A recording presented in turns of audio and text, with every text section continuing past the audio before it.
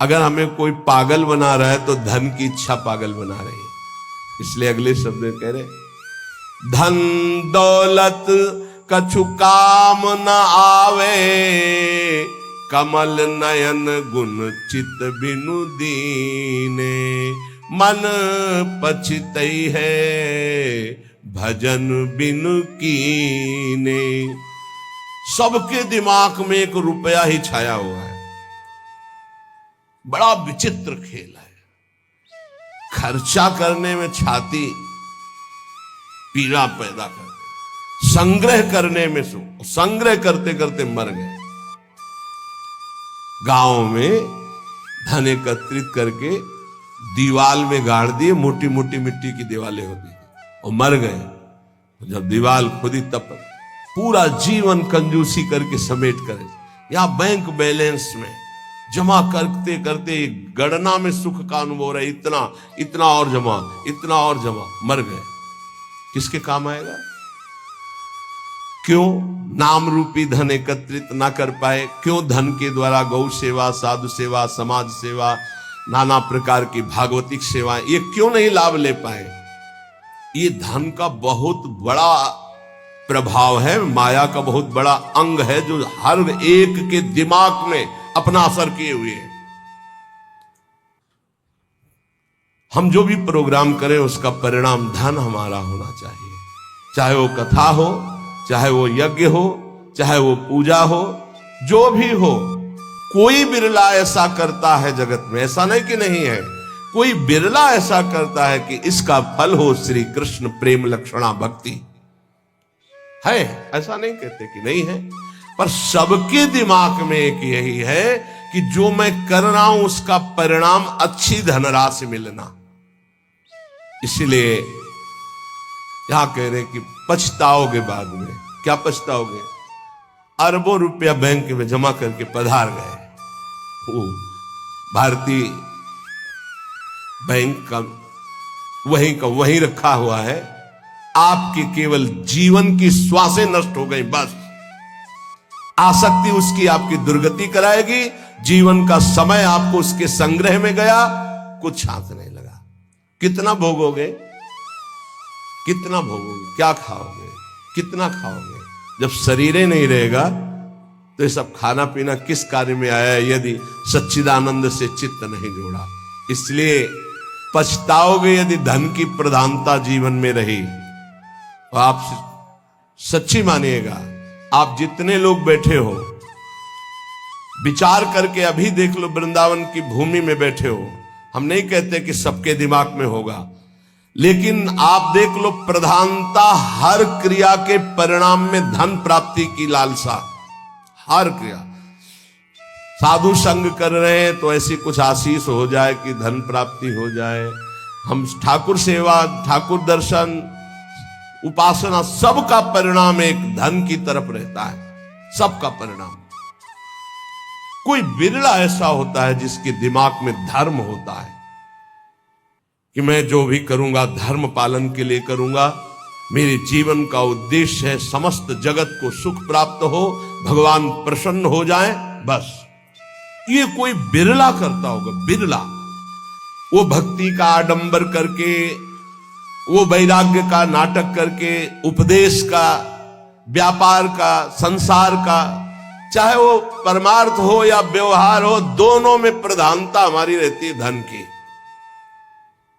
ये भगवान की प्राप्ति में बहुत बड़ी बाधक बनती है। कंचन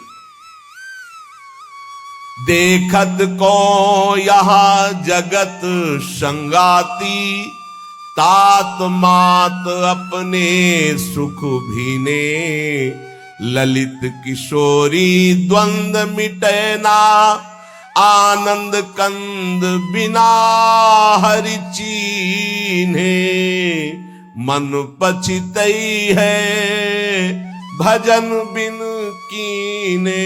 अब दूसरी बात है,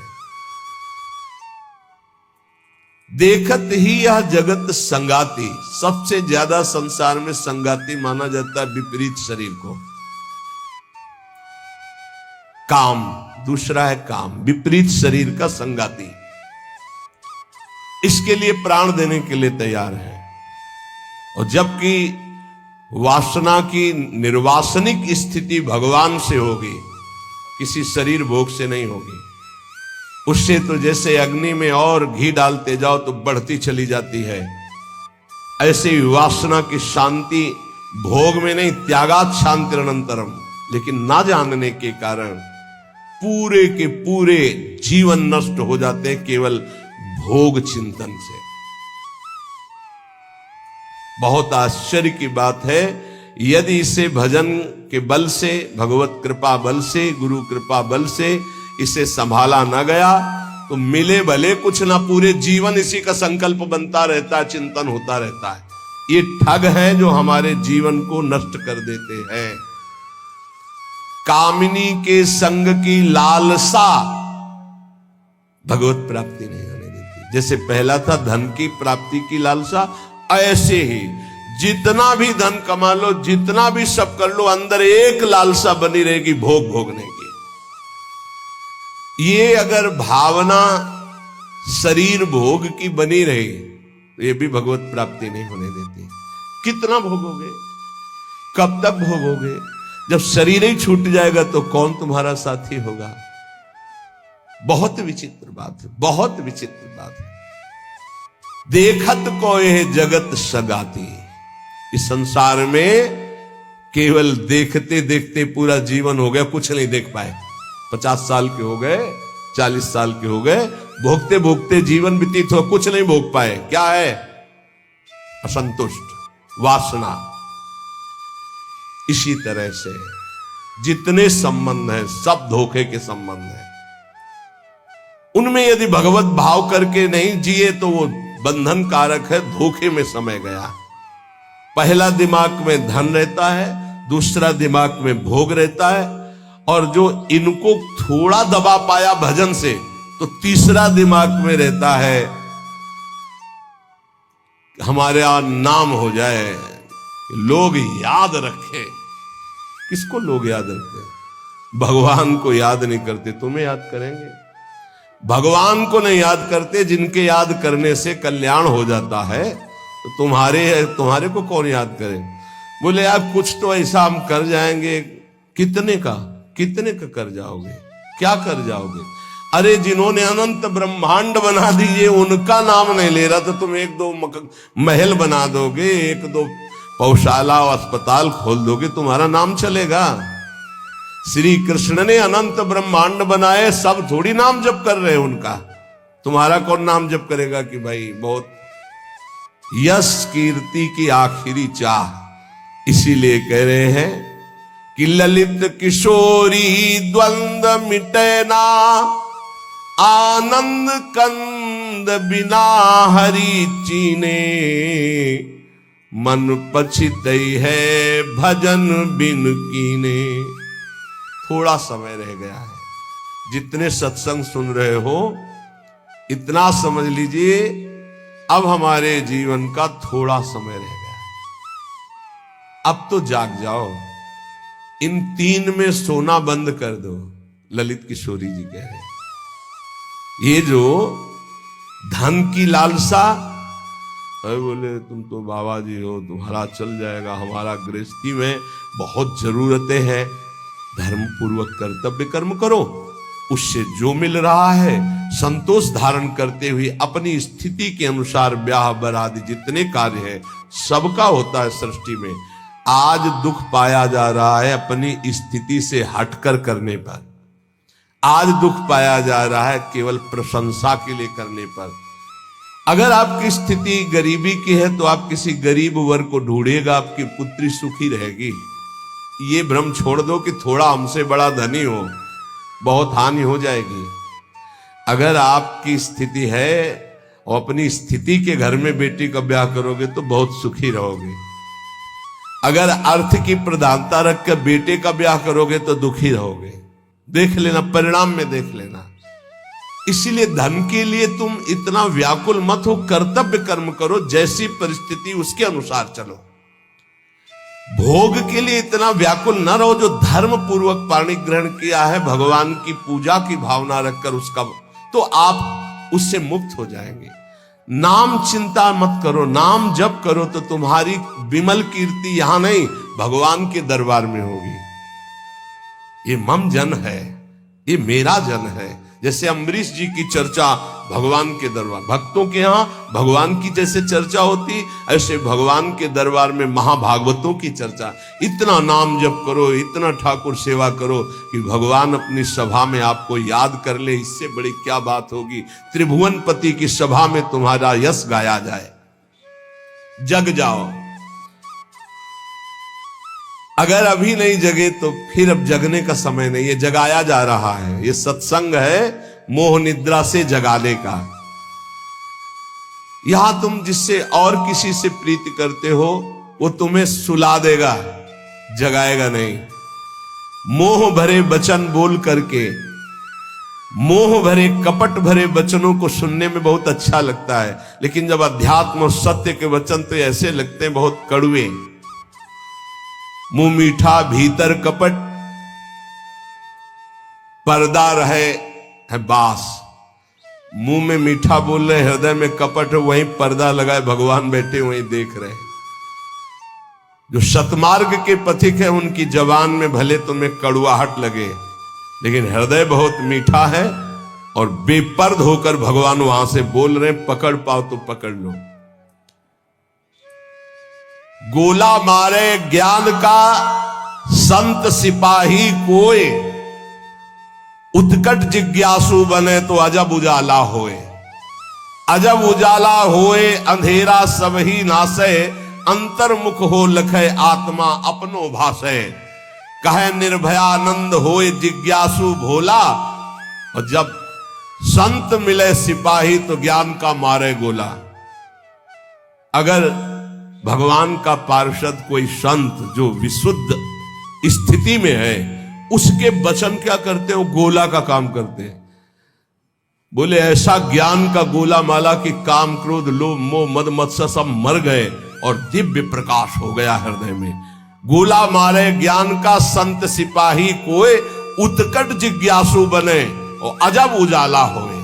अगर संत वचन सुन लिए तो अमोघस से खाली नहीं जाते हैं, ये तुम्हारे जीवन का परिवर्तन कर देंगे। बस आपको जरूरत है उन शब्दों को पकड़ने की।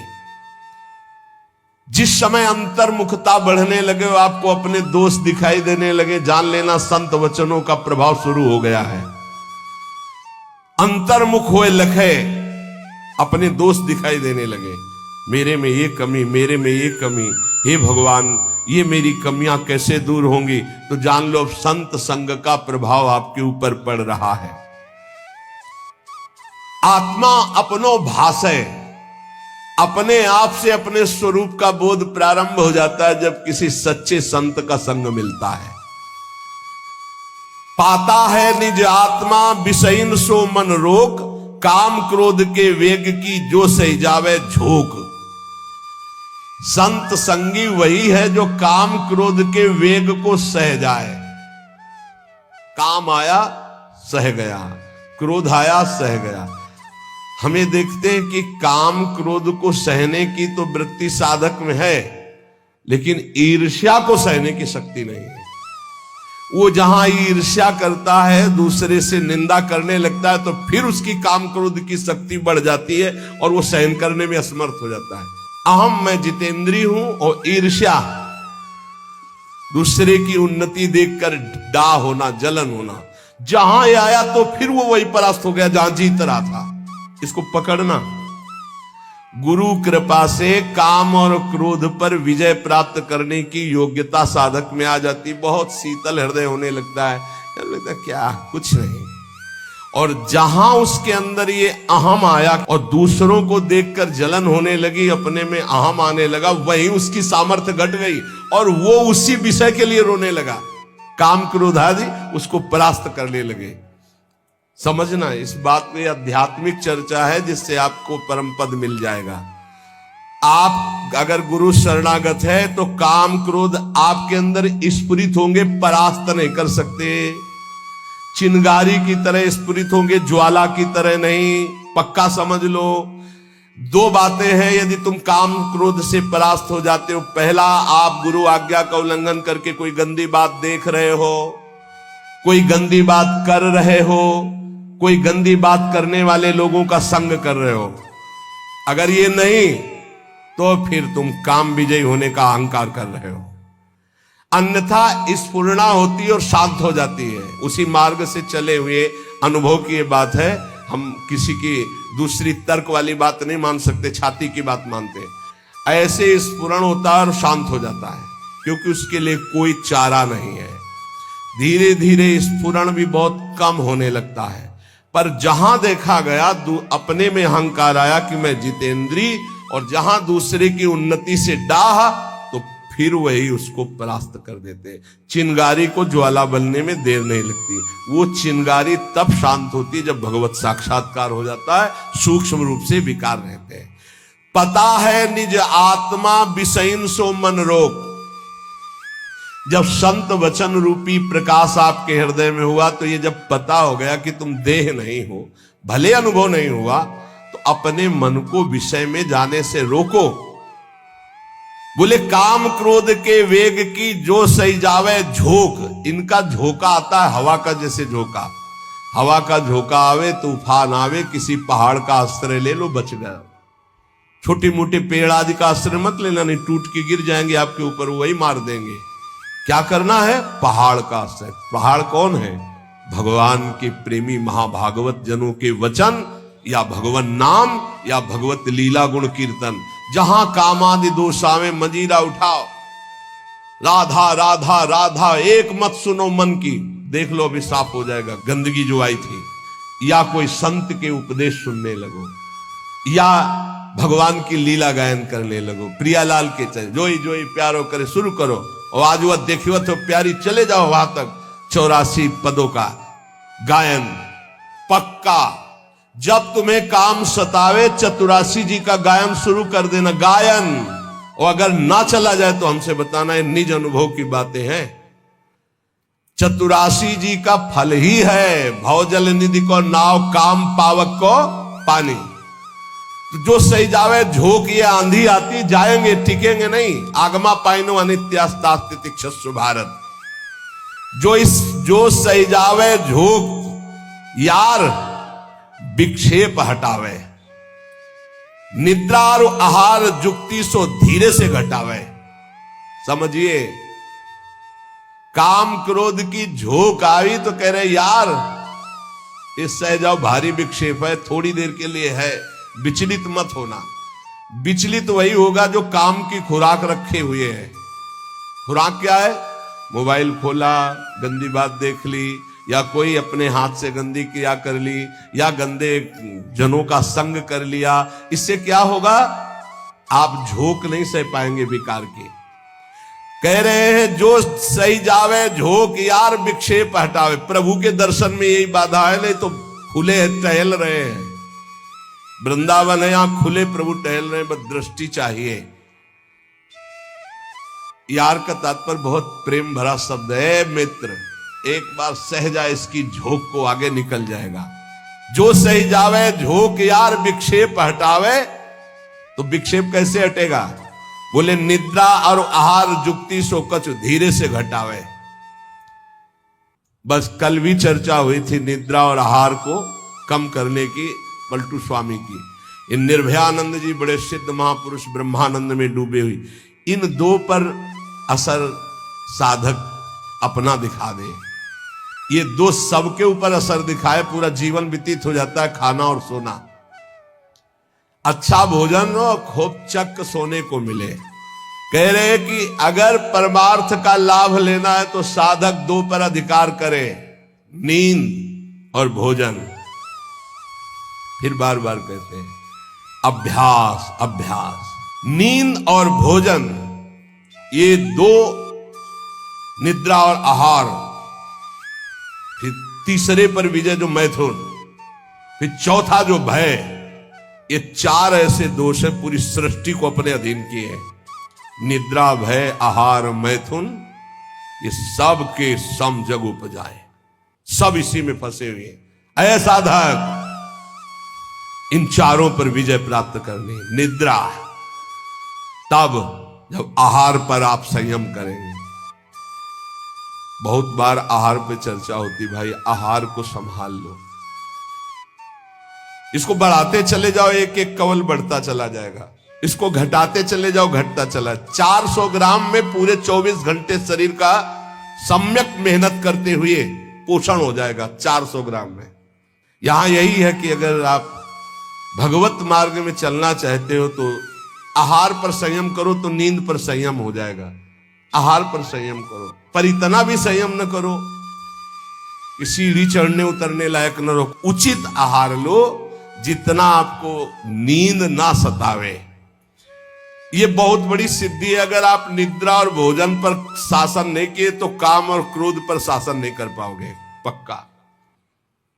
ये चार चीजें साधु के जीवन में बिल्कुल शासन में होती। निद्रा, भय, आहार, मैथुन। भय नहीं होता साधु को। साधु का मतलब होता भगवत मार्ग के पथिक, चाहे गृहस्थ हो चाहे विरक्त हो। और नींद पर बहुत शासन होता है, और आहार पर बिल्कुल विजयी होता है वो, और वो मिथुन धर्म का त्यागी होता है, चाहे गृहस्थ हो चाहे विरक्त हो। अरे ऐसे ऐसे गृहस्थ हैं अपने ही पास है कि हम उनकी चरण वंदना करते हैं। वृंदावन में शपथ पूर्वक पति पत्नी कसम खाकर ब्रह्मचर्य से रह रहे हैं।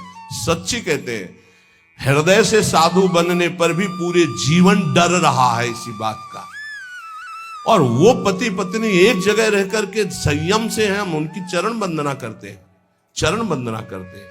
कोई भी जगत का महात्मा इस बात से डरता है कि संयोग ना हो। वो संयोग में पड़े हैं, एक ही घर में रहते हैं, ज्यादा जगह नहीं तो हो सकता है कोई एक ही आसन में रहते हो, लेकिन बलिहारी कसम पूर्वक ब्रह्मचर्य। और यही नहीं, बाहर भी रहते हुए ऐसे शिष्य है, तब ये लगता है कि भगवान की कृपा अमोघ है, क्या नहीं कर सकती। और आप लोग तो बैरागी हैं। निद्रा और आहार जुक्ति सो धीरे सो कछु घटावे।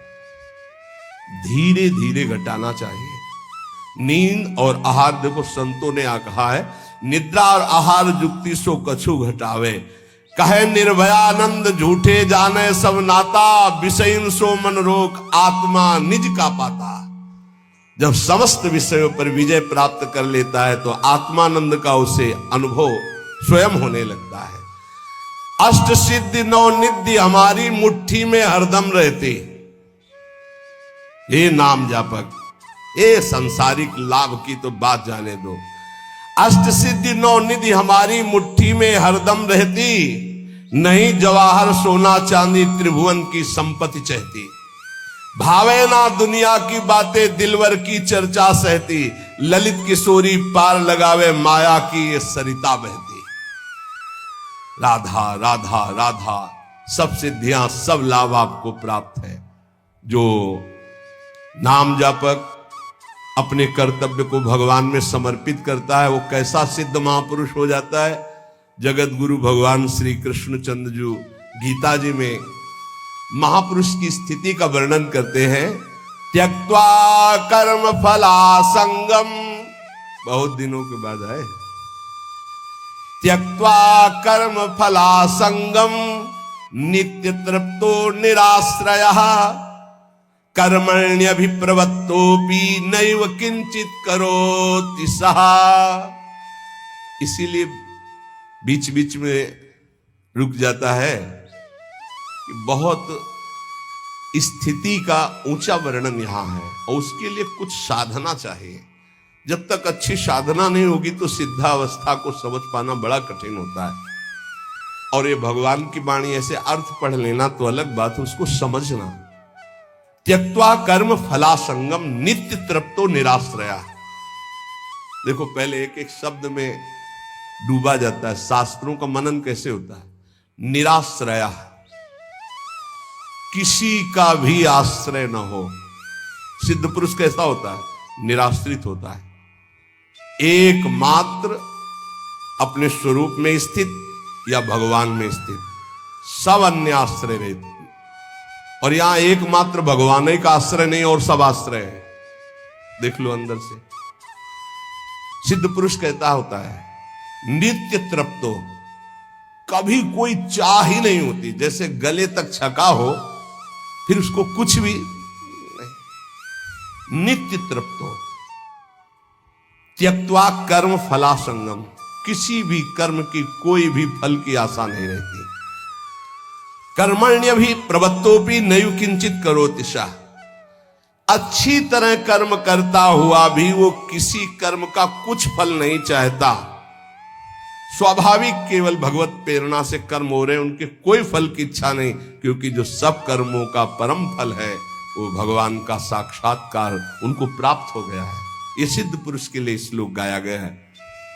जो कर्म और कर्म फल की आसक्ति का त्याग करके सब आश्रयों से रहित सदा तृप्त रहता है, फिर भी वो अच्छी तरह शास्त्राज्ञा के अनुसार कर्म करता है, पर किसी भी कर्म फल की कोई आकांक्षा नहीं है, वो सिद्ध हुआ पुरुष कहा जाता है, श्री भगवान कह रहे हैं। लेकिन यहां उल्टा है। अगर हम कोई भी कर्म करेंगे तो पहले हमारा जो सोच होगी वो उसके फल पे होगी। ये सोच नहीं होगी कि हमारा धर्म है इसका पालन करना। कोई भी कर्म बिना फल की आकांक्षा के आप शुरू ही नहीं कर सकते। सोचना जरा, कोई भी कर्म करेंगे तो इसका फल क्या होगा, ये हम साधक के लिए कह रहे हैं। जो विषयी है वो नहीं सोचते, जो सिद्ध है वो नहीं सोचते। दोनों बात समझना। जो विषयी है वो नहीं सोचते कि इसका परिणाम क्या होगा, जेल मिलेगी कि दुर्गति होगी कि नरक जाएंगे कि शरीर नष्ट हो जाएगा, ये कुछ नहीं सोचते। जो सिद्ध है वो पूर्ण तृप्त है, इसलिए केवल शास्त्र सम्मत कर्म करते हैं, वो फल की आकांक्षा या फल की सोच ही नहीं रखते। जो बीच में है, ना पूरे विषयी है ना पूरे साधक है, वो पहले फल सोचते हैं। परिक्रमा का क्या फल होगा, सत्संग का क्या फल होगा, यह करेंगे तो इसका फल क्या होगा। फल पर दृष्टि रखने वाला अध्यात्म को धारण नहीं कर पाता है। भगवान कह रहे कर्मण्येवाधिकारस्ते, तुम कर्म से केवल अपना अधिकार रखो, फल के ऊपर नहीं। फल में सुख दुखे समय कृत्वा लाभा लाभो जया जयो, जय या पराजय, लाभ या हानि, सुख या दुख, इसमें समान भाव रखो। यह अध्यात्म, और यह तो सिद्ध पुरुष का लक्षण है। अब यहां ध्यान देना है, मैं कर्म करता हूं, ये कर्म मेरे लिए है और इसका अमुक फल मिलेगा, ऐसी जन साधारण साधक की स्थिति रहती है। ये उसके बंधन का कारक है, चाहे जितना बड़ा कर्म कर ले। ध्यान से सुनना, ये गीता जी है। ये मैं कर्म कर रहा हूं, इस कर्म का मेरा ये फल होगा, वो कर्म फल का और कर्म कर्ता बनने के कारण चाहे जितना ऊंचा कर्म करे वो बंधा ही रहेगा, मुक्त नहीं होगा। भले शुभ कर्म किया तो देवलोक जा, तपलोक जा, पर आना तुझे मृत्यु लोक में ही पड़ेगा। लेकिन जो सिद्ध महापुरुष होता है, परिक्रमा चलो स्वाभाविक, उसको कोई लक्ष्य नहीं कि इसका फल क्या होगा। इसका अच्छा अटल्ला चुंगी से मुड़ गया, उधर पूरी नहीं हुई, कोई उसको शोक नहीं है, ना कोई लाभ है ना कोई हानि है, स्वाभाविक कर्म हो रहा है। क्यों? क्योंकि उसने अपनी इंद्रियों को, अपने मन को अधीन करके परमात्मा तत्व की स्थिति प्राप्त की है। अगर इंद्रियां और मन पर विजय प्राप्त नहीं की तो जीवन मुक्त होते हुए भी दुर्गति को प्राप्त होगा। आत्मा जीवन मुक्त ही है, उसको कोई नहीं बांधा। इंद्रियां और मन बंधे होने के कारण आत्मस्वरूप जो जीवन मुक्त है उसको भोगना पड़ रहा है। बहुत ध्यान देने का विषय है। आत्मा को शुद्ध करने की जरूरत नहीं, परम शुद्ध है। आत्मा को मुक्त करने की जरूरत नहीं, परम मुक्त है। तो बंधा कौन है? इंद्रियों और मन में तुम्हारी तन्मयता, इंद्रियां मन विषय भोगों में। जैसे राजा तभी विजयी माना जाएगा जब सेना विजयी होगी, और सेना हार गई तो राजा हार गया। सेना जीत गई तो राजा जीत गया। ऐसे ही इंद्रियां मन हार गए विषयों में तो तुम हार गए, तुम्हारी दुर्गति होगी। और इंद्रिय विजेता मन विजेता हो गए तो तुम जीवन मुक्त हो गए, क्योंकि जीवन मुक्त थे, जीवन मुक्त हो, जीवन मुक्त रहोगे। पूरी साधना इंद्रिय और मन की आ गई है। इंद्रिय और मन को भोगों से हटाकर प्रभु में स्थित करना तो विजयी। अगर इंद्रिय मन भोगों में लग गए तो आवागमन से मुक्त नहीं होगे। लेकिन सिद्ध पुरुष की इंद्रियां और मन ये अपने आप शांत होते हैं, क्योंकि वो त्यक्त्वा कर्म फला संगम, ना कर्म में आसक्त है और ना फल में आसक्त है।